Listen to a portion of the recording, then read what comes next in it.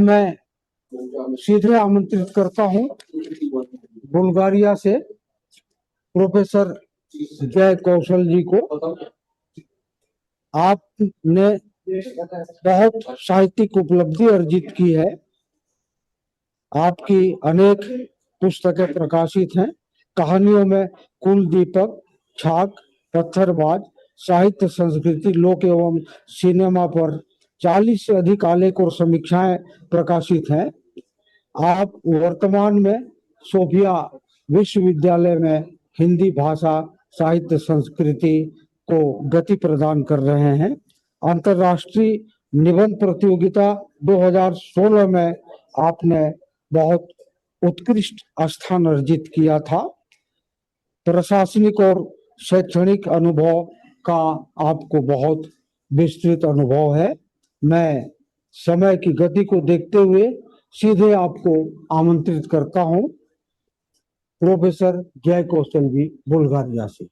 जी, विश्व हिंदी अधिष्ठान तथा देवम फाउंडेशन के संयुक्त तत्वावधान में आयोजित भारतीय ज्ञान परंपरा विषय पर यह जो अंतर्राष्ट्रीय संगोष्ठी एवं अंतर्राष्ट्रीय काव्य पाठ हो रहा है, इसमें उपस्थित माननीय कुलपति द्वय प्रोफेसर विनय चौहान जी और डॉक्टर विनय कुमार पाठक जी, मुख्य वक्ता और बहुत ही प्रतिष्ठित ललित निबंधकार आदरणीय डॉक्टर श्रीराम परिहार जी, नॉर्वे से जुड़े हम सबके प्रिय प्रवासी साहित्यकार डॉक्टर सुरेश चंद्र शुक्ल जी, विश्व हिंदी अधिष्ठान के संस्थापक विद्वान, बेहतरीन वक्ता और समन्वयक आदरणीय प्रोफेसर मीन केतन प्रधान जी, माननीय विद्या प्रधान जी, मिजोरम से जुड़े अभी पूर्वोत्तर पर बात कर रहे थे वरिष्ठ प्रोफेसर श्रीमान सुशील कुमार शर्मा जी, विदेश संयोजक के रूप में यहाँ बुल्गारिया से जुड़ी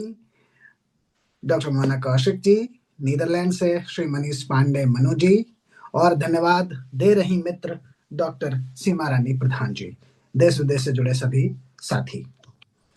पहले तो आप सबका आभार कि इतने महत्वपूर्ण विषय पर बात रखने का मौका दिया।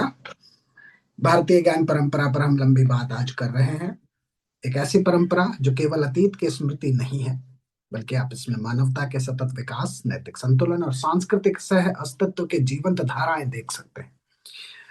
दर्शन, साहित्य, संस्कृति, लोक जीवन, कृषि, आयुर्वेद, योग, पर्यावरण और जनजातीय ज्ञान सब आप इसमें देख सकते हैं। अभी प्रोफेसर सुशील बात कर रहे थे पूर्वोत्तर की। मैं भी पूर्वोत्तर चल रहा हूँ और पूर्वोत्तर में जहाँ मेरा वर्क प्लेस रहा वर्षों, पूर्वोत्तर के असम राज्य की कार्बी जनजाति की पारंपरिक चिकित्सा पद्धतियों पर मैं अपनी बात रखूंगा। मुझे लगता है कि चिकित्सा पद्धतियों पर अभी तक होने जा रही है पहली बातचीत जो होगी, जो थोड़ी सी मैं करने जा रहा हूँ अभी तक के इस आयोजन में। हम जानते हैं कि हमारी जो जनजातीय समुदाय हैं, उनके पास एक बहुत ही प्राचीन चिकित्सा पद्धतियां हैं, हम सबके पास रही हैं, जो प्रकृति के साथ सह अस्तित्व, लोक अनुभव और पीढ़ियों से संचित सामुदायिक बुद्धि का जीवंत उदाहरण कही जाएंगे। कार्बी समुदाय की ये जो औषधीय परंपराएं हैं, ये हमको बताती हैं कि कैसे भारतीय ज्ञान परंपरा का वास्तविक स्वरूप लोक जीवन और प्रकृति से गहरे जुड़ाव में निहित है। कार्बी समुदाय के बारे में मुझे लगता है परिचय देने की जरूरत नहीं है। इसको आर्लेंग, मिकेर और कार्बी तीनों नामों से जाना जाता है। आर्लेंग का मतलब आदमी या इंसान होता है। बस इतना ही बताऊंगा। उत्पत्ति पर 2-3 लाइन बोलूंगा, उसके बाद मुख्य विषय पर आ जाऊंगा।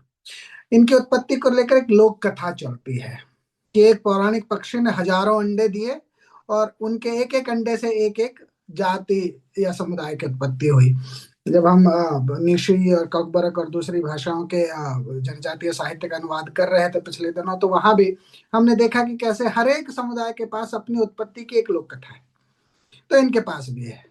तो पौराणिक पक्षी ने हजारों अंडे दिए। पहले अंडे से उत्पन्न हुआ पहला मनुष्य यानी अहोम। दूसरे अंडे से पैदा हुए चोमांग यानी खासी। तीसरे से निकले नोका यानी नागा। और उसके बाद एक परंपरा, आखिर का जो सबसे बड़ा अंडा था उससे निकले कार्बी, ऐसा ये मानते हैं। अगर आप धर्म की बात करें तो तीन चीजें मिलेंगी। एनिमिज्म मिलेगा, जिसे आप जीववाद कहते हैं, सर्वात्मवाद कहते हैं। कोई भी आदिवासी समुदाय इसे मानता है, और ये कार्बी समुदाय भी मानता है कि सारे जीवित प्राणियों में, इवन निर्जीव वस्तुओं में भी आत्मा और जीवन शक्ति होती है। तो अगर अच्छी आत्माएं होती हैं तो बुरी आत्माएं भी होती हैं, और अगर ऐसी दोनों आत्माएं होती हैं तो दोनों आत्माओं को खुश या शांत करने के कोई तरीके भी होते हैं। एक दूसरा हिस्सा है कार्बियों का, एक जो क्रिश्चियनिटी को मानता है, और एक तीसरा हिस्सा है, और मुझे लगता है ये एक नई चीज है जो आप सबको शायद सुननी चाहिए। कार्बियों का एक हिस्सा लोखिमन धर्म को मानता है। शायद मैं नहीं जानता ये धर्म आपने पहले सुना कि नहीं। लोखिमन धर्म लक्ष्मण से कुछ जुड़ा हुआ मामला है। ये 1959 में शुरू हुआ था, और अब तेजपुर, लखीमपुर, सोनितपुर, अरुणाचल प्रदेश तक पहुंच गया है। नॉर्थ ईस्ट की बहुत सारी जो जनजातियां हैं वो मुख्यतः मांसाहारी कही जा सकती हैं। प्रोफेसर सुशील इसको शायद इसका एंडोर्समेंट करेंगे। लेकिन ये जो लखीमन धर्म है, इसमें हिंदू प्रतीकों और प्रथाओं का गहरा समावेश आप देख पाएंगे। ऊंच नीच का कोई प्रचलन नहीं है, और शाकाहारी भोजन को प्रधानता इस धर्म में दी जाती है। महिलाओं पुरुषों सभी के साथ, वो आदिवासी किसी भी समुदाय की विशेषता है, समानता का व्यवहार है। और यहाँ मांसाहार, शराब और बलि तीनों नहीं है। और अब तो ये है कि ये धर्म धीरे धीरे बढ़ रहा है। इसके बारे में और डिटेलिंग की जरूरत नहीं है, मैं अपने विषय पे आता हूँ। जब भी हम ये कहते हैं कि मानव स्वास्थ्य मुख्यतः तीन प्रकार का होना चाहिए। एक शारीरिक स्वास्थ्य, दूसरा कि मानसिक स्वास्थ्य, और तीसरा आपका सामाजिक स्वास्थ्य, या व्यक्ति और समाज के बीच की जो आपकी अंतःक्रिया है वो कैसी है। अगर इन तीनों में एक अच्छा सिंक्रोनाइजेशन है तो आप स्वस्थ व्यक्ति और स्वस्थ समाज के अंग कहे जाएंगे। अब कार्बी लोग क्या करते हैं, ये इन तीनों में सामंजस्य बिठाने के लिए कुछ देवताओं की पूजा करते हैं। अच्छे देवता और जो थोड़े से जिनको जिनको गुस्सैल देवता कहेंगे वो आप देवता। तो दोनों तरह के देवता हैं यहाँ, और इनकी वजह से अगर किसी तरह की कोई समस्या, रोग, एलमेंट अगर शरीर में होता है तो उसको ये लोग मंत्रों से या जानवरों की बलि से ठीक करने की कोशिश करते हैं। दूसरे भी हैं, मैं पौधे और जो वनस्पति है उस तरफ भी आऊंगा। तो सबसे पहली जो चीज है वो उसे कहते हैं से कारकली। से कारकली में पुजारी जो होता है वो किसी बलि चढ़ाए गए मुर्गे, बकरी या सुअर की आंत या उसका जिगर निकालकर उसका निरीक्षण करता है। मैंने देखा है इसे। या मुर्गे के सिर और पंखों की दिशा की जांच करके उपचार बताता है। दूसरा है कफेरम। से कारकली मैंने अभी बताया, अभी है कफेरम। ये एक मंत्रोच्चार के माध्यम से बीमारी का उपचार करने का तरीका है। आप चाहे तो कह लें कि ये एक तरह का जादू टोना है, झाड़ फूंक जैसा कुछ है। इसमें पेट की समस्या हो, संक्रमण हो, हड्डी टूट जाने का कोई दिक्कत हो, हर जगह यहाँ ये करने की कोशिश की जाती है कि मंत्रोच्चार है। इसके लिए इनके पास एक गांव बूढ़ा होता है, एक पुजारी होता है। वो दोनों तय करते हैं कि क्या किया जाए, कैसे इस बीमार व्यक्ति को ठीक किया जाए। इनके यहाँ मछलियों का, जड़ी बूटियों का, पशु उत्पादों का, पौधों का बहुत प्रयोग है बीमारियां ठीक करने के लिए। आप देखेंगे, आपको शायद अपने पुराना समय या पुरानी चिकित्सा पद्धतियां ये बात सुनने के दौरान याद आए कि हम कैसे घरेलू चिकित्सा पद्धतियां प्रयोग करते रहे हैं अपने अपने जीवन में। चाहे हड्डी टूटना हो, जहर खा लेना हो, बुरी नजर लगना हो, खांसी जुकाम हो, पेट दर्द हो, मूत्र संक्रमण हो, फोड़े, नई माँ के यहाँ दूध की कमी, त्वचा का संक्रमण, कुत्ते बिल्ली को काट लेना, इन सब में कफेरम का प्रयोग होता, कफेरम जो पद्धति है उसका प्रयोग होता है। इस दौरान जो शब्द मंत्र प्रयोग होते हैं उनको पोरम कहते हैं। मान लीजिए कि हड्डी टूट गई किसी की, तो उसको सरसों के तेल की मालिश की जाती है प्रभावित अंग पर, और मालिश करते हुए मंत्रोच्चार किया जाता है। अगर किसी की आंख में संक्रमण हो गया तो आंख में हल्की सी फूंक मारते हुए पोरम का प्रयोग किया जाता है।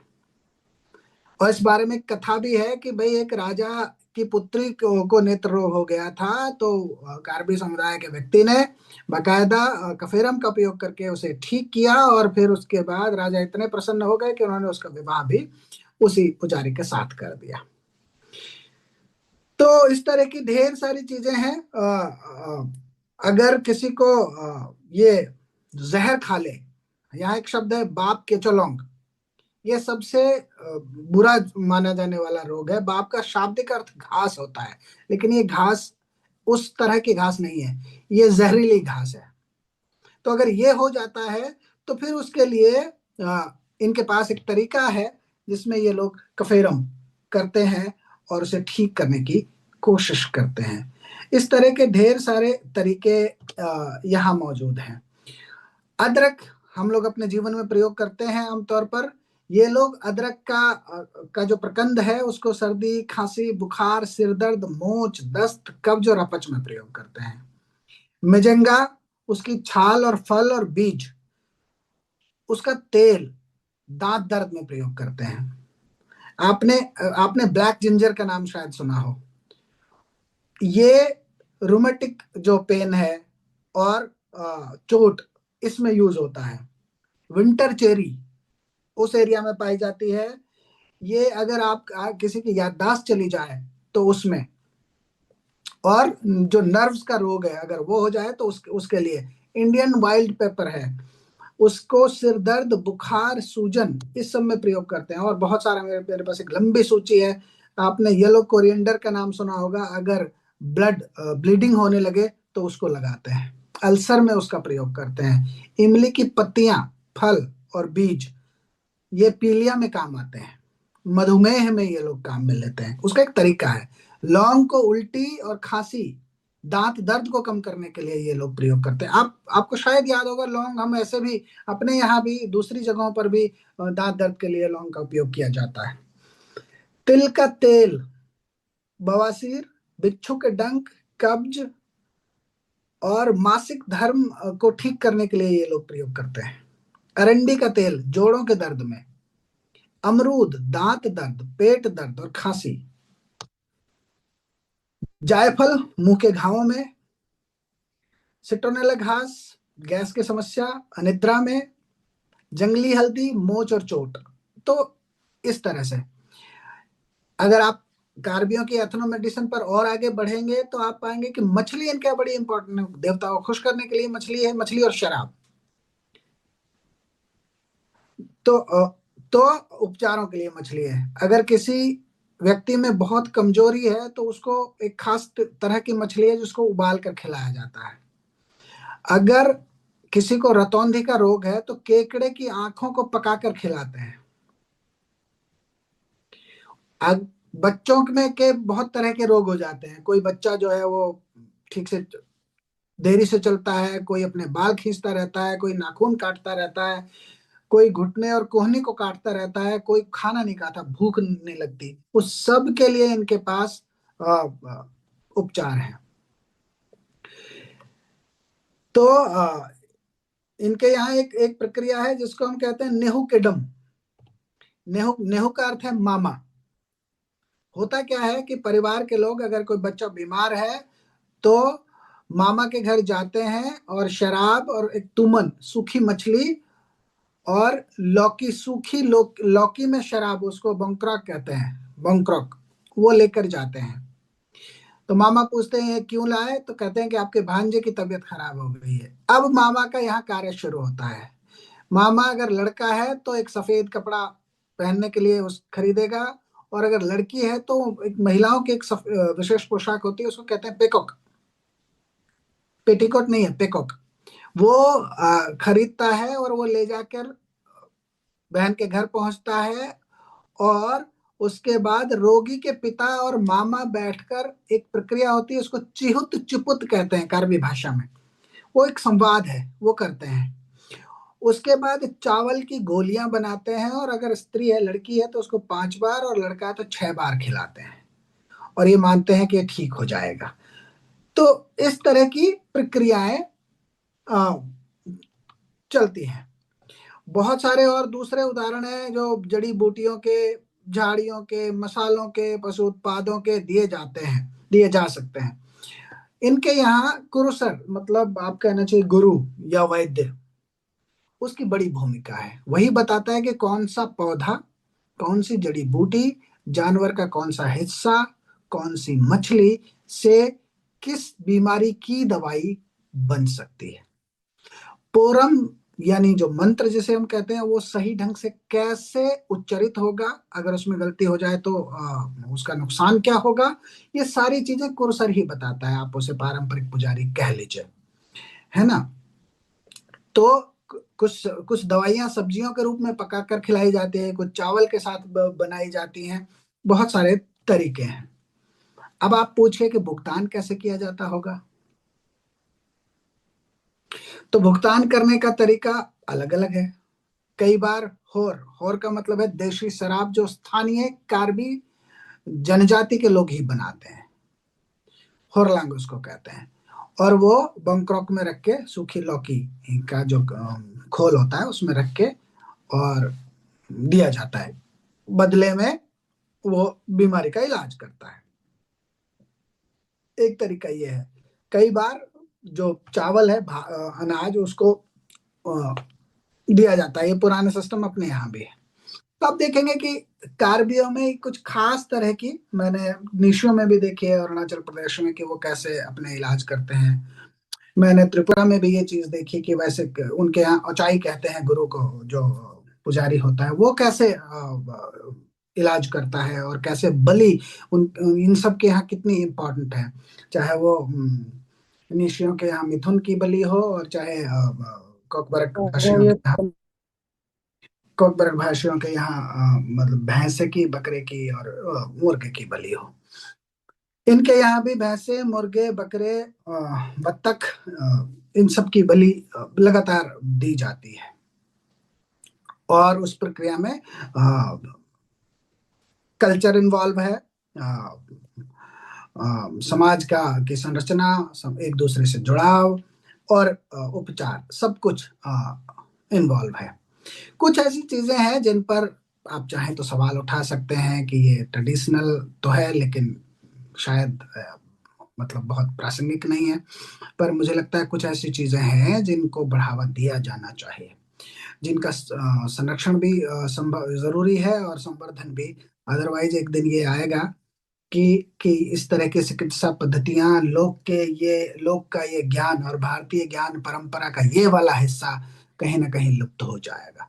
तो मुझे लगता है कि अगर पारंपरिक चिकित्सा की इन पद्धतियों को, जो उपयोगी हैं और जरूरी हैं, मुझे लगता है कि उनको सरकारी, गैर सरकारी या जिस भी स्तर पर संभव हो, मुझे लगता है कि उनको बढ़ावा दिए जाने की जरूरत है। हमारे भारत के हर एक समुदाय के पास अपनी तरह की चिकित्सा पद्धतियां हैं। मैंने एक का विवरण और वर्णन आप सबके सामने किया। मुझे लगता है मेरी बात यहाँ संपन्न होती है। आप सबने बहुत ध्यान से सुना। भारतीय ज्ञान परंपरा के संदर्भ में एक हिस्सा ये भी हो सकता है। सो मौका देने के लिए बहुत आभार, धन्यवाद, नमस्कार।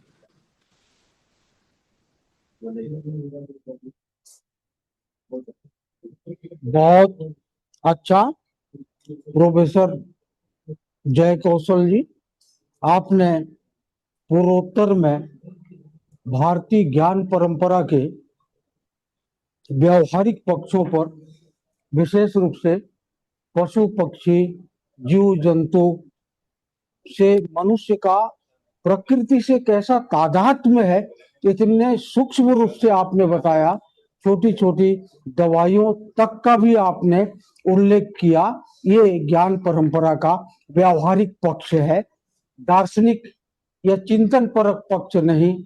समाज प्रत्यक्ष रूप से हमारी परंपराओं से जो लाभान्वित होता है, बहुत अच्छे ढंग से आपने व्याख्यायित और विश्लेषित किया। आपके प्रति हार्दिक आभार। और अब हम